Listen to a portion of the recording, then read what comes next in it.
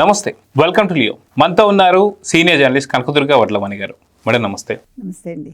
చిన్నంజీయర్ స్వామి వాస్తవానికి గతంలో అటు తెలంగాణకి, ఇటు ఆంధ్రాకి, అటు కేసీఆర్ గారికి, ఇటు జగన్మోహన్ రెడ్డికి రాజగురు అని చెప్పుకోవచ్చు. అయితే ఆయన ఎటువంటి ఆదేశాలు ఇచ్చినా వీళ్ళిద్దరు పాటించేవాళ్ళు. కానీ ఆ యొక్క గురు ఆశీర్వాదాలు మరి ఏమయ్యో తెలియదు. కానీ అటు కేసీఆర్ గారు కానీ, ఇటు జగన్మోహన్ రెడ్డి గారు ఇద్దరు కూడా కనిపించకుండా పోయారు. మొత్తానికి ఇప్పుడు చిన్నంజీయర్ గారు చేస్తున్న వ్యాఖ్యలు చూసుకుంటే కంప్లీట్గా ఆయన మారాడా, లేదా వాళ్ళ శిష్యుల్ని ఏమైనా మార్చబోతున్నారా, లేదా శిష్యులు కూడా ఏమైనా మారుతారా అంటే ఏం చెప్తారు? ఇది నిజంగా చాలా సందేహాలకి తావిస్తుందండి. నిన్నటి వరకు మీరు అన్నట్టుగా అటు కేసీఆర్కి, ఇటు జగన్మోహన్ రెడ్డికి గురువుగా ఉన్న ఒక వ్యక్తి త్రిదండి చిన్నజీయర్ స్వామి గారు ఇవాళ ఈ రకంగా మాట్లాడటం అనేది దేనికి సంకేతం అంటే, మామూలుగా అసలు చిన్నజీయర్ స్వామి గారిని అందరూ కూడా కమర్షియల్ గురువు అని కూడా అంటారు, కమర్షియల్ స్వామీజీ అని.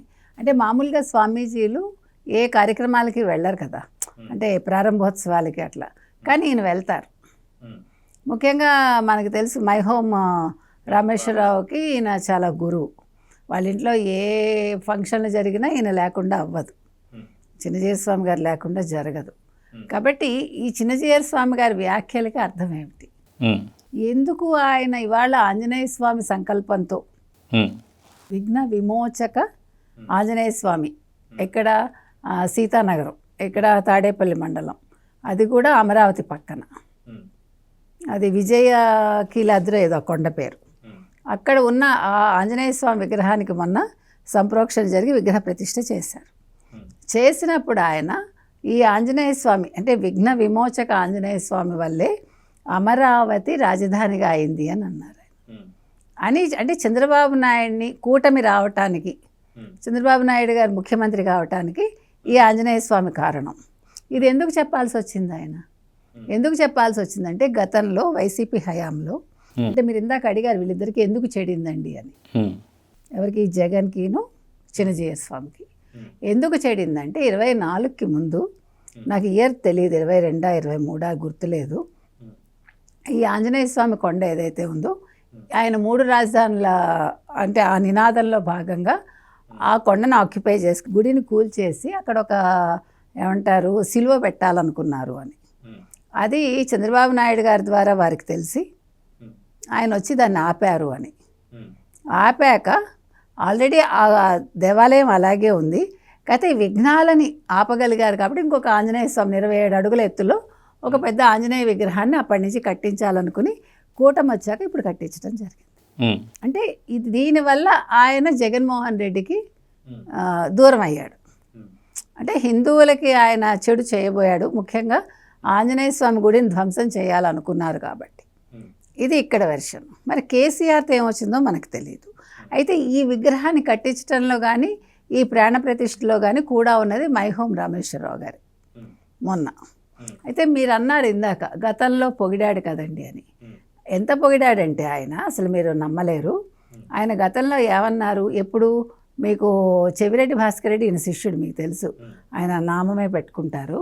సో పెట్టుకున్నప్పుడు ఆయన ఇతన్ని బలవంతంగా తీసుకెళ్లారు, ఎవరిని, మన జగన్మోహన్ రెడ్డిని ఉచ్చింతలకి తీసుకెళ్ళి ఆ విగ్రహాన్ని అంటే అక్కడ ఉన్నదాన్ని ఆయన చూపించారు, ఆ విగ్రహం అదే సమతామూర్తిని చూపించారు.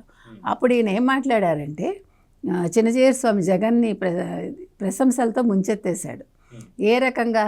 సాధారణంగా విద్య, సంపద, వయస్సు, అధికారం ఉన్నవాళ్ళు అహంకారంతో ఉంటారు, కానీ పెద్దల సలహాలను విస్మరిస్తారు.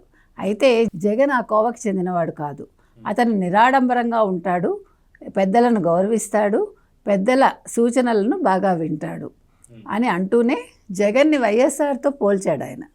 పోల్చి నాకు వైఎస్ఆర్తో పరిచయం ఉంది, ఇంకా వైఎస్ఆర్ జగన్ మధ్య చాలా సారూప్యతలు కనిపిస్తున్నాయి, తర్వాత వైఎస్ఆర్ అందరి కోసం పనిచేశాడు, జగన్ కూడా ప్రమాణాలతో సంబంధం లేకుండా అన్నీ చేస్తున్నాడు, అదే చేస్తున్నాడు అని అన్నాడు. ఇంకా ఏమన్నాడు తెలుసా ఆయన? కానీ నన్ను ఆశ్చర్యపరిచిన విషయం ఏమిటంటే, జగన్ ఏపీలో విద్యారంగంలో చేస్తున్న కృషి, బలహీన నేపథ్యాలు పిల్లలు ఉన్నత నాణ్యత గల విద్యను పొందుతున్నారని ఆయనకు దృఢ సంకల్పం ఉందని నేను తెలుసుకున్నాను. ఇవి చిన్నజీయర్ స్వామి గారి వ్యాఖ్యలు. అంటే పెద్దల్ని గౌరవిస్తాడంటే తల్లిని బయటికి గంటడమా? అదే నేను అనబోతున్నా. మరి ఆయనకు అవన్నీ ఇంట్లో ఉండే చెల్లి చీర పైన వ్యాఖ్యానించడమా? అదే నేను అడుగుతున్నా. చెల్లికి ఆస్తి ఇవ్వకపోవటమా? ఇది ఎందుకు ఇంత బాబాయిని 7 సార్లు నరకడమా గొడ్డలతోటి? అంటే ఎందుకు ఇవి చదివానంటే ఇంత పర్టికులర్గా అంటే ఈయనకి అప్పటికి తెలియదా ఈ విషయాలేమి? తెలిసే కదా మాట్లాడారు. గురువు స్థానంలో ఉన్నవారు. అంటే అప్పుడు అమరావతిని కాపాడింది అభయ ఆంజనేయ స్వామి అని చెప్పేసి అంటున్నప్పుడు 5 ఏళ్ల క్రితం జరుగుతున్నటువంటి ఒక ఏదైతే జరిగిందో 5 ఏళ్ల లోపల అప్పుడు అంతా కూడా ఆయనకు తెలిసేగా ఇవన్నీ వ్యాఖ్యలు ఈ వ్యాఖ్యలు చేశారుగా నేను అంటున్నది అది. కాబట్టి ఇవాళ చిన్నజీయర్ స్వామి పొగిడారని మనం సంతోషపడక్కర్లేదు. నేను చెప్పొచ్చేది అది. అంటే మామూలుగా మనం ఏ స్వామీజీ అయినా ఏదైనా ఒక మంచి మాట చెప్తే మనం పాజిటివ్గా తీసుకుంటాం. అంటే ఒక స్వామీజీ చెప్పారు, ఒక పెద్ద గురువు గారు, గురువు స్థానంలో ఉన్న వ్యక్తి ఒక మంచి వ్యక్తి అని. కానీ ఇక్కడ ఇవాళ మనం ఆలోచించాల్సి వస్తుంది ఈ మాటల వెనుక అంతరార్థం ఏమిటి. అంటే ఇప్పుడు ఈయన కూటమికి దగ్గరయ్యి మరి ఏమన్నా మళ్ళా తిరుపతిలో తిరుమలలో పాగా వేయాలనుకుంటున్నారా? మనకు అర్థం కావట్లే. ఏదో పెద్ద ఇదే ఉంటుంది. అంటే దీని వెనకాల మళ్ళీ కేసీఆర్ ఉన్నారా? ఎందుకంటే రామేశ్వరరావు ఉంటే కేసీఆర్ ఉన్నట్టే. సో దేన్ని కూడా మనం ఈ రోజుల్లో ఎలా అయిపోయిందంటేనండి, ఒక స్వామీజీ మాట్లాడినా కూడా దాని వెనకాల మన అంతరార్థాలు వెతకాల్సి వస్తుంది. ఇది నిజంగా బాధాకరమైన అంశం. కానీ ఆలోచించాలి. అంటే నేను ఇది ఎందుకు చెప్తున్నానంటే కూటమి పెద్దలకి చెప్తున్నా. ముఖ్యంగా చంద్రబాబు నాయుడు గారికి ఏం తెలియదు, ఇది మంచి ప్రభుత్వం అనుకుంటూ మంచిగా చేసుకుంటూ వెళ్ళిపోతాడు ఆయన. ఆయన దేంట్లోనూ కూడా నెగిటివ్ ఆలోచించరు. అంటే ఇప్పుడు మీరు ఈ మాట ఏదైతే ఉన్నారో స్వామీజీలో అన్న మాటలను కూడా మనం కొంచెం మనం అనుమానించాల్సినట్టు వస్తుంది. అయితే ఇది ఎందుకని అనిపించిందంటే ఏపీలో ఉండే వారందరూ కూడా ఇప్పుడు ఇదే డైలమాలో ఉన్నారు. ఎవరు ఏ రకంగా మాట్లాడుతున్నారు, ఎందుకు మాట్లాడుతున్నారు? ఎందుకంటే స్వామి స్వరూపానందేంద్ర స్వామీజీ ఎవరైతే ఉన్నారో ఆయన జగన్మోహన్ రెడ్డిని హిందువుని చేస్తున్నా అని చెప్పి ముంచడంతో నిజంగా అందరు నమ్మారు. నిజంగా రాష్ట్రాన్ని ముంచినట్టేగా.